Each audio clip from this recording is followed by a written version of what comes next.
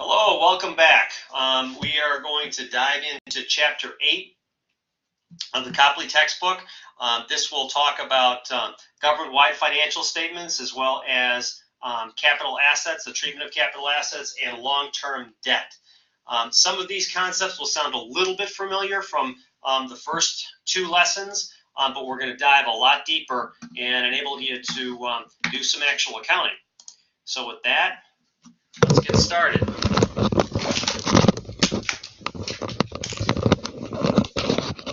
So up to this point, you've had mostly the fund basis perspective. We've talked about proprietary funds, or Dr. Macbeth has talked about proprietary funds. Those are entities that are accounted for like a business, using the economic resources measurement focus and the accrual basis of accounting. You've also talked about governmental funds, which is more of a short-term approach.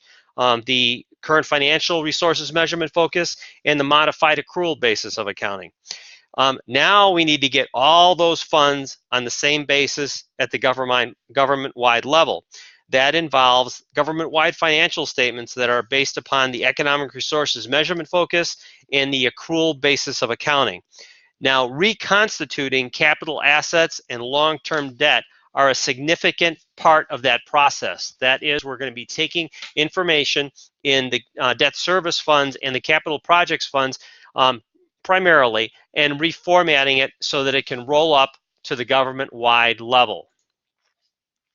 What are we going to cover in this lesson? Well, first, we're going to talk about how to convert those governmental funds. We talked just a moment ago about the measurement focus and basis of accounting that is different than where we need to go at the government-wide level. We will also be converting the internal service funds.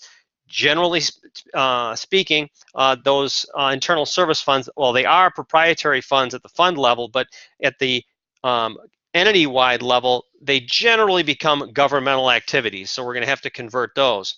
We'll also talk a little bit about reconciliations that need to be prepared going from the fund level and governmental funds for both the flow statement and the balance sheet, and articulate that to the corresponding government-wide statements. And also we'll talk a bit about the initial recording of capital assets and long-term debt activity in the governmental funds. We touch on that a little bit. So an overview of the entity-wide statements. Generally, governments accomplish this accounting at year-end. It can be done in pieces during the year, but most of it happens at year-end. Generally speaking, governments tend to budget at the fund level, not at the government-wide level, and then prepare government-wide statements for the CAFR. Capital outlay in the governmental funds is accounted for as an expenditure, but at the government-wide level, those are capital assets, and you record depreciation. And long-term debt service activity at the fund level is an expenditure, but we have liabilities at the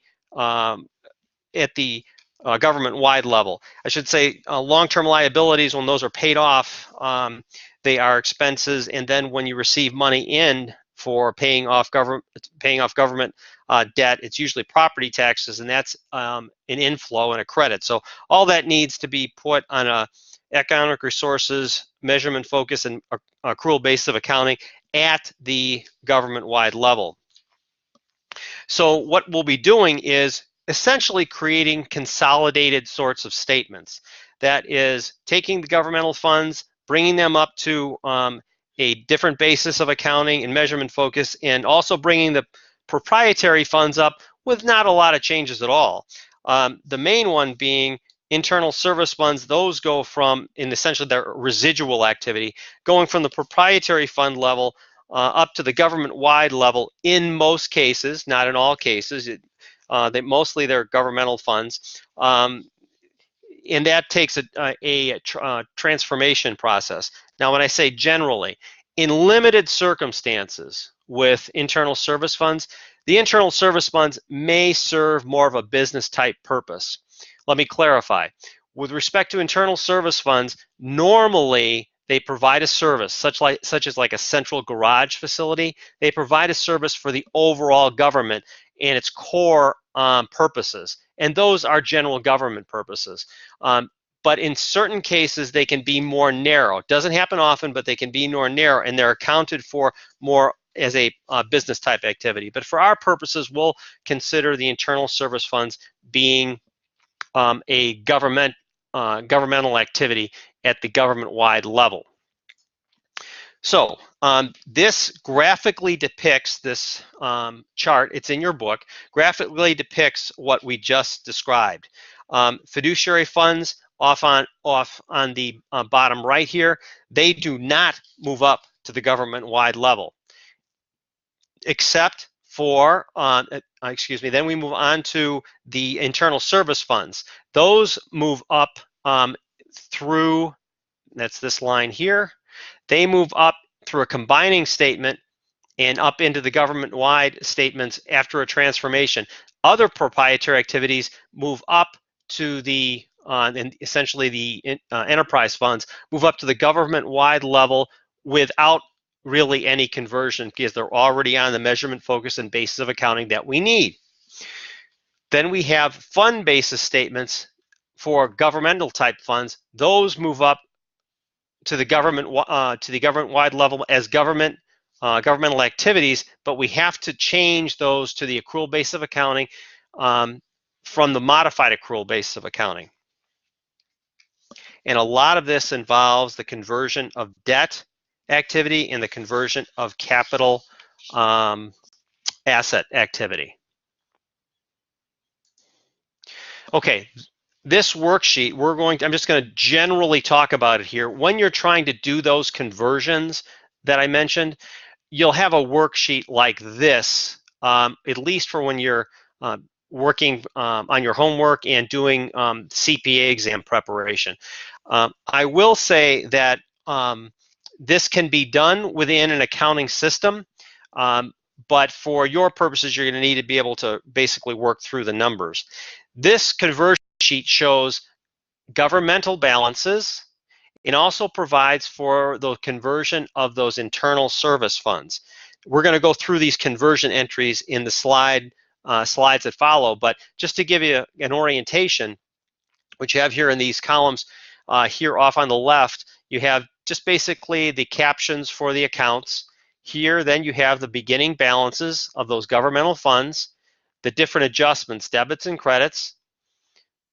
Then we work in the internal service funds with debits and credits that bring those in into governmental funds at the as governmental activities, and then the resultant balances. And the resultant balances would be the basis for your financial statements. So just a few words about this spreadsheet. In the end, after all those entries are in, this spreadsheet also shows you some of the results. We've got internal balances are eliminated. Internal balances, that is between governmental funds. You now have, in this spreadsheet, you have certain long-term assets. You've got capital assets here. They're showing them net of accumulated depreciation, but you've got capital assets here. And you also have certain expenditures that are eliminated. You'll recall at the fund level that debt service principal is an expenditure, but when you get to the government-wide level and you think about your business accounting, when you pay off debt, really what you're doing is you're reducing a liability. So that starts to show now here in the statements at the government-wide level because they're essentially presented like a business. Also, capital outlay.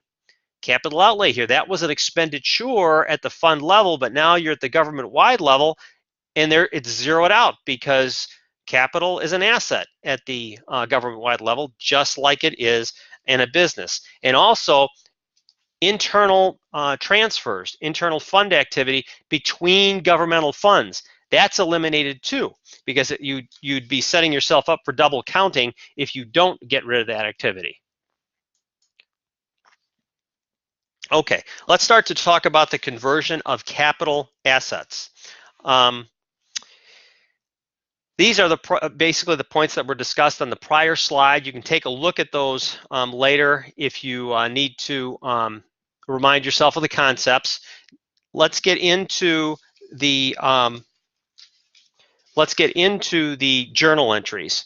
These are some of the basic journal entries. Most of these numbers are going to tie out to what is in your textbook. I did a few adjustments throughout here just um, to save space, essentially. But this first entry, is in your textbook. So if you think about what is on your books, generally speaking, as I said, that you use a worksheet to create the government-wide statements. You could have what's called an interactive account group in your ledger and not have to deal with this first item, but for your purposes, you do. You have to get the capital assets on the books from the prior year. So how do you do that? That's what's shown in this first entry. 62.4 million is a debit to capital asset. That's an asset account. You have its associated accumulated depreciation, which is a credit, and the difference becomes beginning net position for governmental activities at the government-wide level. Then what you have are capital assets that were purchased during the year. Now at the fund level, those were expenditures, if you'll recall. We got to get rid of that because that's not how business accounting works, I'll say.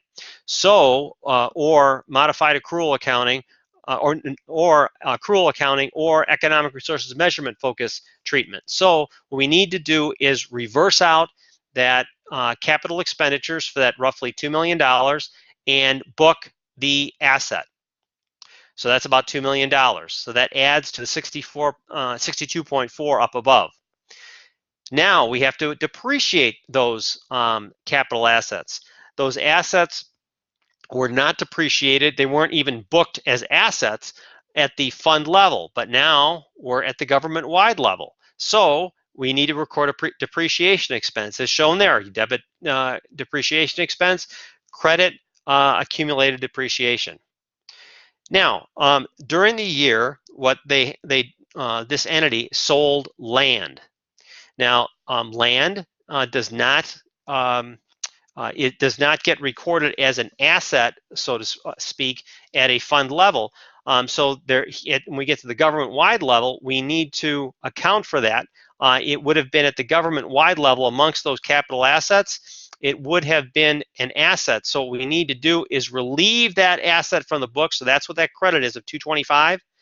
We got to reverse out what was at the fund level that was recorded for the proceeds of the land sale. At the fund level, you would have recorded cash of 300,000 and a credit for proceeds for 300,000. So to get rid of that, you've got to record a debit for 300,000. What's the difference? The difference is a gain on sale of capital assets of $75,000, which is the credit. Now, in this case, again, this is land that was sold. Land is not depreciable, so we don't have any accumulated depreciation to deal with in this entry.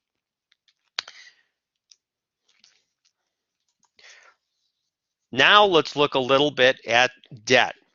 The process for handling debt is not all that much different in theory than from the capital assets. Here we're primarily moving current year credits rather than debits. You need to get the beginning of year debt on the books, just like we needed to get the capital assets on the books. You need to book the bonds that are issued as a liability, and it's not a credit to a revenue account, proceeds of debt. So we need to get bonds on the books issued as a liability. The governmental fund debt principal payments need to be moved into the statement of net position. Those were treated as a flows statement transaction previously, and you need to book any sort of bond premium discount and then amortize that. So these are the types of things you need to consider when you're dealing with debt at the government-wide level. Now let's look at some look at some transactions here. Now, in this first transaction, in the scenario in your book, there is no beginning of year debt. But if there were, you would need to put that debt on the books, so to speak, at the government-wide level. So you'd credit bonds payable, that's a liability account, and you would debit net position at the beginning of the year. Now, in our scenario in Copley, there's an issuance of bonds in the current year at a premium. So we need to get that liability on the books, 1.2 million, correspondingly, this entry here, and correspondingly, the proceeds from the sale need to be reversed from at the fund, or effectively reversed at the fund level. So when you the bond proceeds of sale of bonds at the fund level is matched up with this debit at the government-wide level, it's eliminated. Similarly, you need to get the bond premium on the books. That's the $12,000, and then you need to, that bond premium would have been a credit at the fund level. That needs to be effectively reversed. So you have a debit at the government-wide level to get rid of it. Moving on, we have bonds paid during the year. If you recall, what bonds paid were at the fund level in that debt service fund was an expenditure, a debit for principal paid. Well, that's not how it works with economic resources measurement focus. The bonds are a liability, so that liability needs to be reduced. So here's the bonds payable, the debit of $120,000, and then this $120,000 of credit. So when it's matched up with what happened at the fund level, it's eliminated. Then we have the bond premium, the amortization of the bond premium. So the bond premium, we need to reduce that. These are 10-year bonds, and then amortize that. So really, this works out to be a reduction of interest expense, which is essentially a positive, a credit as a positive effect on the flow statement. Okay, some other sorts of adjustments that you need to think about. The big ones are the ones that I just described: how to get capital assets on the books, how to get liabilities on the books, and eliminate the or offset the corresponding transactions at the fund level. But that's not all that needs to be done in order to prepare your government-wide statements. There are a number of other transactions. I'm going to talk about the most common ones. Generally, these are adjustments that are needed to convert from the modified accrual basis of accounting at the fund level in governmental funds up to the accrual basis of accounting at the government-wide level. Also, these are transactions that are needed to convert from the current financial resources measurement focus at the fund level to the economic resources measurement focus at the government-wide level. So, first transaction involves a deferred inflow of resources. Property taxes, this is a very common one. In governmental accounting, essentially you can have two availability periods. That basically tells you how long you can look out to count revenue at the fund level. Well, for property taxes, you can count anything that is greater than 60 days. Within 60 days can be counted as a revenue at the fund level. Anything beyond 60 days cannot be counted as a revenue at the fund level. It has to be deferred. So when you're going up to the government-wide level, though, that's not the case. If you have a property tax levy at the government-wide level, you can record all the revenue for that. Well, so there's basically a timing difference there, and it's handled with a deferred inflow of resources at the fund level. We need to get rid of that deferred inflow of resources at the government-wide level. So that's one of your differences. Also, liabilities such as compensated absences. Example of this would be like accrued vacation that's due to employees sometime in the future. That would be an example. Any other sorts of benefit time that's earned They may have worked overtime and the employees opted to not take pay and instead just hold the time on the books, and they'll take the time off later. Those are forms of compensated absences. Those absences are not accrued at the fund level for governmental funds, because we don't record long-term liabilities like that in governmental funds. But because they're not liquidated with current financial resources. But at the government-wide level, those are definitely liabilities. And then also we're going to need to eliminate interfund transfers. With interfund transfers, if they're not eliminated, what happens is essentially you have a double counting of flows. For example, let's say you've got a transaction where you're transferring money into a central garage fund, like an internal service fund. And with that internal service fund, there's an outflow from the governmental fund, say the general fund, to subsidize the internal service fund. But then you're also going to have an outflow when the internal service fund buys parts or something to service the vehicles that are associated with a general fund department. So you have an outflow in the general fund in this case, and you have an outflow from the internal service fund, so you have a double counting of outflows. So what you do is eliminate the interfund transfers between governmental funds or funds that are accounted for in governmental activities, so we do not have double counting. So let's take a look at some of the potential adjustments. There might be others. These are, again, are the common ones. In this case, the first entry is to recognize property tax revenue on the accrual basis. Now, down at the fund level, probably in the general fund, although it could be other funds, what could happen is that there's a deferral that is recorded because there's property taxes that are collectible beyond 60 days after year end. Well, when you get to the fund level, the government-wide level, though, that's revenue. There's no deferral involved because you have a right to the resources. So what you need to do is record a debit for the $40,000 at the fund level, so as to offset the $40,000 deferred inflow at the record the $40,000 at the government-wide level, so that you have something to offset the $40,000 at the fund level. And the difference is property taxes for a credit. So you put that extra $40,000 on the books.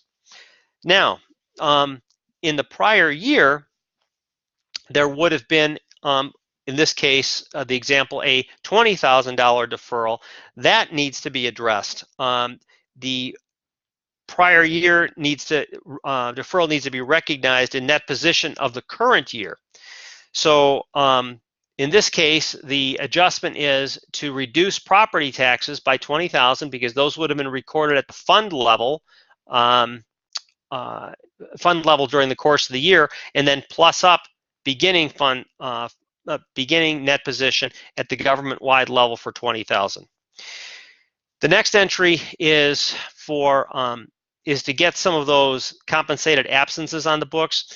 These don't appear at the fund level, so you'll notice here there is a debit to compensated absences expense for $25,000 and a liability for $25,000. All happening at the government-wide level, no offsets anywhere else. There are also other entries for interest that can be recorded. Now, here in your textbook, there are no examples of this. There's just kind of a placeholder as if you did have that sort of transaction. But at the fund level, if you have a interest payment, say something before the end of the year, you'll have paid off the major part of your interest expense, but you need to accrue interest all the way up to the end of the year, and the fund level doesn't do that. So in order to do that, what you need to do is to accrue some portion of that interest for up to the end of the year. So that's what you've got in the first part of entry 3. And then similarly, what would have been accrued at the end of the prior year needs to be reversed. So we would reverse out some of the interest expense because that would have hit at the fund level in the current year. So you need to reverse some of that out because it was accrued in the prior year, and then adjust net position beginning of year accordingly. Also, what we have to reverse the transfers. This is entry number 15 in your textbook. These are essentially transfers between governmental funds.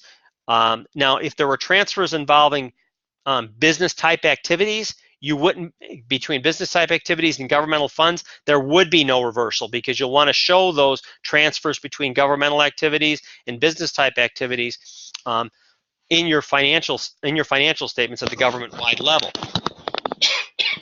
But this involves transfers between governmental funds. So what we have here, the transfers in would have been a credit during the year. So you need to debit that, and the transfers out would have been a debit, so you need to credit that. So it makes the interfund transfers go away. Now, what I'm going to do is I'm going to give you your question now to be answered in the discussion board. Or actually a little bit of an activity in the discussion board. What I'd like you to do is to choose one of the conversion adjustments that I've just talked about for converting government funds to governmental activities, or one of the entries that I'm about to talk about for internal service funds. Either one, pick one and just discuss it in discussion board. So pick a conversion entry and just discuss it in the discussion board. So that's your discussion board activity for this chapter. Now, to go into internal service funds. First, internal service funds, as I mentioned earlier, are generally are with proprietary funds at the fund level, and they generally convert to governmental activities at the government-wide level. Not in every instance, but in most instances. So that's something that you need to just keep in mind that, excuse me, back up there. Okay, so that's kind of an underpinning of internal service funds, that they are proprietary funds that generally move to the government activities portion of the government-wide level. So what we're going to need to do is remap those transactions to governmental activities, and this requires adjustments.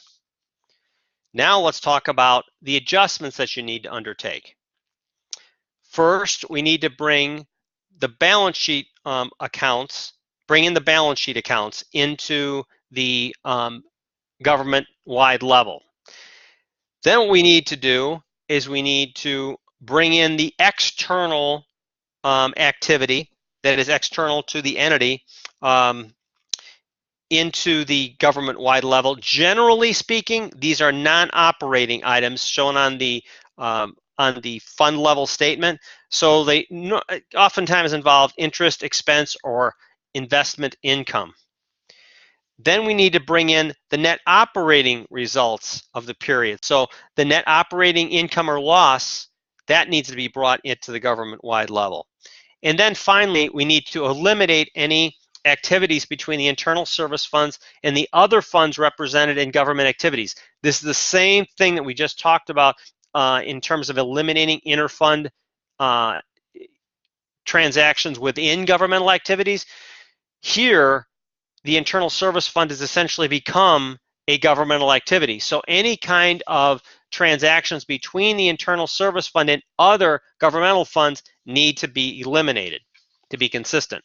So let's talk about the entries here. Now, these are not going to match exactly to your textbook. They'll match in total, but they're not going to match exactly because we're basically saving a little space here. But what this first transaction shows is all of those balance sheet items brought in. I think I combined cash and then investments into just cash here, and I combined capital assets and accumulated depreciation into capital assets net and I might have combined a couple of payables too. But the total is matches to your textbook, 603,500 for the impact on net position. And then item number 2 eliminates that activity with external parties. That is the non-operating items. And then that third entry, the third transaction, the net impact of the internal service fund activity for the year was essentially a charge to general government expenses. That's not surprising because with an internal service fund, they tend to serve the whole government. So the neatest place to charge those expenses within the proprietary fund, that is at internal service fund at the fund level, is probably the general government expenses. So that needs to be eliminated is shown here in this slide. And then finally, we need to eliminate the transfers in. That's basically money that would have, in this situation, that would have been dedicated to supporting the internal service fund. And I'll also say this tells you that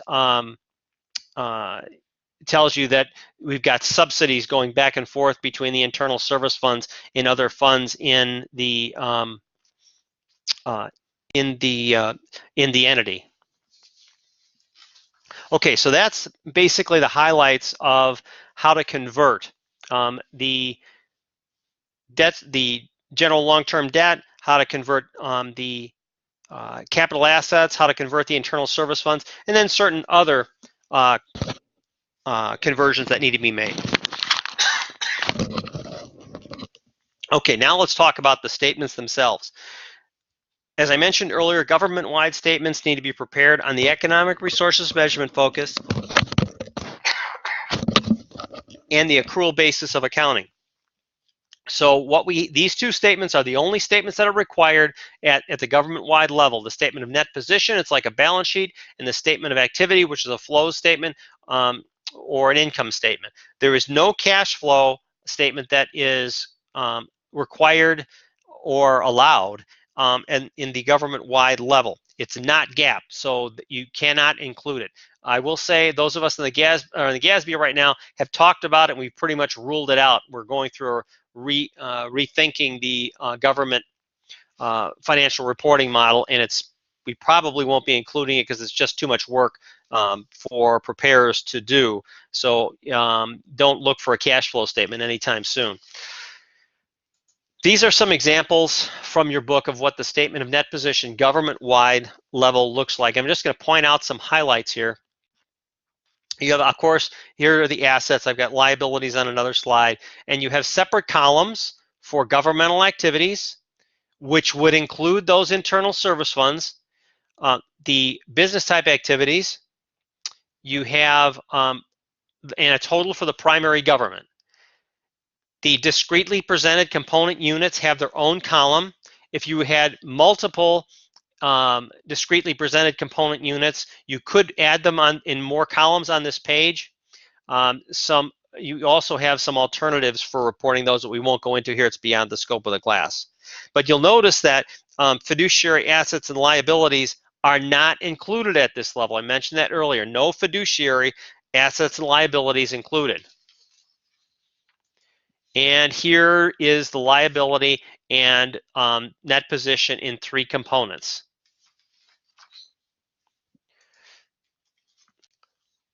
Now, this is basically a recap of some of the points I made earlier.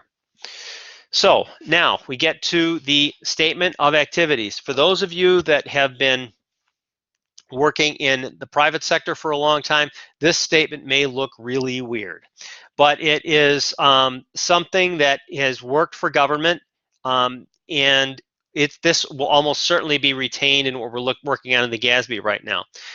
It is a flows statement. So what you have here are it's called a net cost approach. So what you do is you start with expenses, which is one oddity in itself. You start with expenses across various functions. That's what these captions reflect, are functions. And then you have certain program revenues. Those are revenues that are directly attributable to these functions to come up with a net cost. And you see these two columns here for governmental activities and business type activities. Here are the numbers down below for the business type activities in terms of net expense or revenue.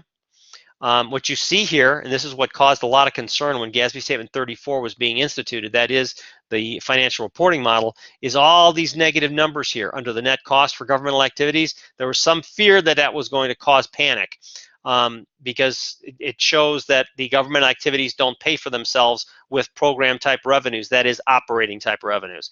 Well, that's true. They don't pay for themselves because down here we add in these program revenues, things that you'd expect to see, property taxes, sales taxes, and the like, to come up with a net change in position. For the governmental activities, we show a positive here. And for the business type activities, which is also a positive in this example, for an overall total increase in net position for the fiscal year. Component units, on the other hand, show a bit of a loss. And then adding those changes to the beginning year net position and the with the net position change to come up with a ending net position. Okay, this just recaps what I had described to you just a minute ago. Now let's talk about the reconciliations. Because these statements, that is the fund statements and the government-wide statements, are prepared on different bases of accounting and resource and measurement focus, foci, shall we say, the GASB requires that there be a reconciliation to show how the government fund balances are different from the government-wide balances. In this case, what you've got is a reconciliation from the governmental funds statement of net position up to the the net position of governmental activities. So these are the items that basically account for the differences. Now it starts with the governmental fund balances and summarizes all of the changes made. And now you know enough that you should recognize what some of these things are. You've got differences in the way capital assets are treated. You've got differences in the way internal service funds are treated. You know something about how deferred revenue for property taxes impacts, and you also know how long-term liabilities are different. So this statement should not be a surprise to you. This page here just summarizes what I just discussed. Now, similarly, we have a reconciliation that brings us from the flows statement at the government funds level, the funds level for governmental, up to the statement of activities, because they're different measurement, focus, and basis of accounting. So you start with the net change in fund balances for all the governmental funds, and then you have a number of differences to bring you to the net change of position in governmental activities. And we won't take the time to go through all these in detail, but I think if you just scan down these, you see some of the similar items that we talked about in the position statement, similar types of items, and a few others. So this slide here summarizes essentially what I just said. All right, let's dive a little bit deeper into a couple of areas and then we'll wrap up. So we've got capital assets that are a major item on the position statement for a government. The GASB does not prescribe how a government must account for its capital assets. There are some that use a separate fixed asset system. There is a way in many accounting systems to set up a capital assets account group. Now, formally, there was a provision in GAAP for a general fixed asset account group, which was essentially just a list of capital assets, and it had really the offset to it was an investment in capital assets. It was almost like a plug. And that presentation of the general fixed asset account group was optional. Now, keeping track of capital assets is no longer optional because you must report them at the government-wide level. So just how you keep track of them is pretty much up to you as a government, but be aware that it can be done within actual accounting systems or within a separate sort of ledger. This gives you an idea of the different examples of or types of classes there could be of capital assets: plant, infrastructure, equipment. All of those, you do record them and depreciate them, with one exception that I'll briefly talk about in a minute. Land, record that. That is not depreciated. Collections, those would be such things as works of art, historical treasures, and the like. Capitalization is optional of those items, but if you do capitalize them, they must be depreciated if they are deemed to be exhaustible. That is, if somehow these collections or historical treasures are diminished by their display or their use in research, you do depreciate them. Infrastructure is a pretty big item on the books of most governments. That includes roads, bridges, drainage systems, and the like. As I mentioned earlier, capitalization or accounting for those in the general fixed asset account group was optional before GASB Statement 34. That is no longer optional. And generally speaking, infrastructure has to be depreciated. If it has a 50-year life, then you depreciate it over 50 years, with an exception. At the time that statement number 34 was being considered, there were those stakeholders in the governmental financial reporting community that said, well, wait a minute. We maintain our infrastructure in such a manner that it really doesn't depreciate. So in other words, if you've got a street, it doesn't go completely away. We keep resurfacing it and resurfacing it so that it really always maintains its original condition. Okay, so we heard that and they said, fine, we will allow you not to depreciate and account for its condition under something called the modified approach. Due to time constraints, I'm not going to go into details about the modified approach, but there are some note disclosures that are required if you pursue the modified approach. Just be aware that it's there. You might want to take a look in your textbook for more details. Okay, long-term debt, a few words about long debt. There are a number of different types. Long-term debt is not just general obligation bonds. There are lease obligations that are, you have to book. That's now GASB statement number 87. Compensated absences we talked about, claims and judgments, those are basically lawsuit-related type liabilities, and landfill closure liabilities. All of these are long-term debt, and it's a bit easier to do the accounting for those. There are not as many of them as exist for capital assets, but you still need to account for them somehow. Now, we used to have a general long-term debt account group where those were disclosed in the financial statements optionally, so you could see the debt that was out there.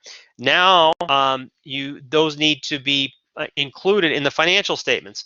Now, I should add or should emphasize that at the fund level, you recall from Dr. Macbeth's lectures, I'm sure, that both capital assets and long-term debt are included at the fund level for proprietary funds. So what we're talking about here are long-term debt and capital assets at the for governmental type funds. So you need to account for this somehow. Again, you can set up an extra fund, if you will, in your ledger and account for this debt that way. In fact, when I was working in a municipality, that's exactly what we did. We thought it was better keeping it in our ledger rather than on an Excel spreadsheet or on a piece of paper generated with a stubby pencil. So I would say the most elegant way to do this is to record it in a ledger. And oh, by the way, if you do record it in your ledger in an extra fund, sometimes called an interactive account group, you don't need to do some of those first entries that you have to do here to get those beginning balances on your books because they're already there. Finally, I'll just talk about some disclosures that are required. Now, the book is a little bit unclear about this, so I add a couple parenthetical notes here. You are required with long-term debt to disclose some additional information. There is a schedule of changes in long-term debt that is required to be disclosed in the notes. It basically shows what debt you have and how it's paid off during the course of the year. And then you have a schedule of debt service requirements also in the notes. What it essentially does is shows what you have to pay off in the future over a number of years, so a financial statement reader can see, well, are the maturities kind of level, or are they lumpy, or are they come in balloons, or that is in large chunks. So it's a required disclosure. Now, there are a couple of others that are shown in your book also. These are not actually required if you're doing just financial statements that comply with GAAP and not doing a CAFR. But if you do a CAFR, you do need to also have a computation of the legal debt margin. That is the difference between how much debt you've got and how much you can have legally. For home rule communities in Illinois, there is no legal debt margin, but for other types of governments like this government, that is Community College District 502, there is a legal debt limit, and we do disclose this. And then also, that's in the statistical section. That is the last CAFR section, not in the notes to the financial statements. And then finally, a schedule of direct and overlapping debt. That it basically shows the debt burden for, if you think of yourself as your house, wherever it's located, there's a number of different taxing districts that overlap your property. So what this does is it essentially shows all of the debt that is overlapping in over a particular jurisdiction. So it's not just, for example, the community college's debt that a property taxpayer has to worry about. That taxpayer has to worry about the school district debt, the municipal debt, and all the other entities that overlap the particular jurisdiction or property. So this gives a depiction of what that debt burden is. And so that also is included in the statistical section of the CAFR, not in the GAAP, necessarily in the basic GAAP financial statements. That wraps up our instruction for today, and I'll look forward to seeing your responses to the discussion board question.